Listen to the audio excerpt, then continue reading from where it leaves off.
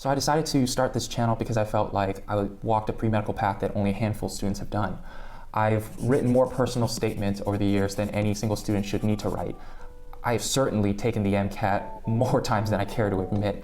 I've done more research and odd jobs in my gap years than should be necessary. And I've collected enough letters of recommendation to start an autobiography. I swore to myself that once I got there and achieved my dream, that I was gonna do my part and pay it forward. For all the pre-medical students and non-medical students applying for whatever program you're going for, out there in the Youtuberverse, who has ever felt the sting of rejection and felt like they weren't smart enough or good enough to keep going, this is for you. Okay, so I've explained a little bit about what it is I want to do here, but why YouTube?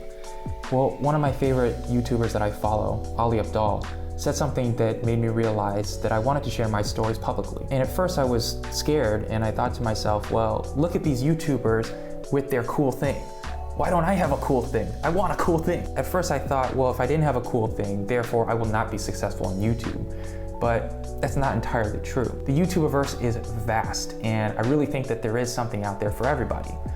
And you certainly don't need to be an expert in anything to start. In fact, I think a good place to start would be to start documenting your journey towards becoming an expert in something. Certainly that's the route I decided to take. Look, I'll be the first to admit, I know nothing about a lot of things.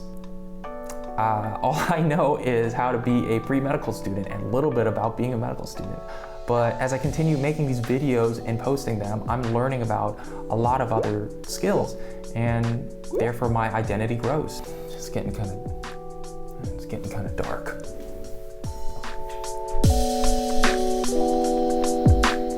Okay, so now my doubts. Let's start with my imposter syndrome.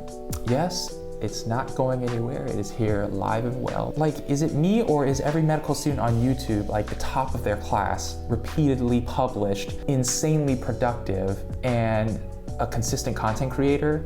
Like, look, I know two things. One, that I want to pay it forward, and two, this film stuff is a lot of fun. There's so many things that I don't know, and I think it was important for me to recognize those things and be okay with it. Like, I'm not in the 90th percentile of my class, so I'm not gonna be making a video about how to study to ace your medical school exams.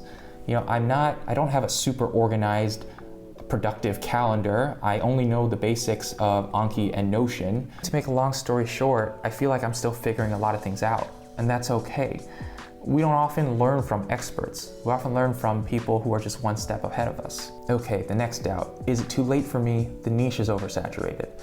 In short, no, you're fine. It's not too late.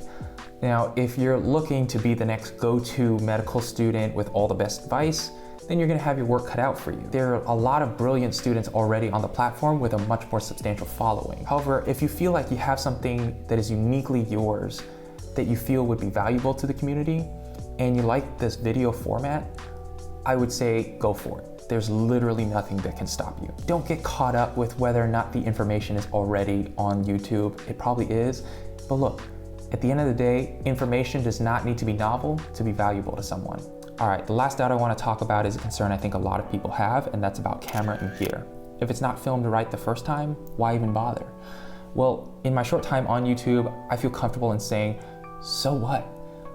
I'm filming on an iPhone and you can see me just fine. I have a mic and you can hear me just fine. That's just about it. I was a little skeptical at first just because I was receiving this advice from YouTubers who were ironically filming those videos on expensive gear. But I'll let you in on a little secret. Nobody's going to watch your first few videos. Nobody. So it doesn't matter, just start with whatever you have on you and just get into the motion of making videos, and then you can move on after that. A little bit of research goes a long way. I realized that I really didn't need much more than my phone. I spent a little bit of money on a tripod, and this was probably the most expensive thing. This mic was like 50 bucks. But after that, that was just about it. I see gear as kind of like going to the gym for the first time. You don't go there and start benching twice your weight. You start with the baby weights first, and then you work your way up once you feel comfortable. It's the same way with gear. Just start with the cheap stuff first, and then once you gain some traction on YouTube and you realize you want to keep doing it, then you can move on and upgrade your stuff. So now you know a little bit more about me and this channel. If you have any more questions for me, about me, please leave them in the comments. I'd love to hear from you. Thank you so much for watching. Bye-bye.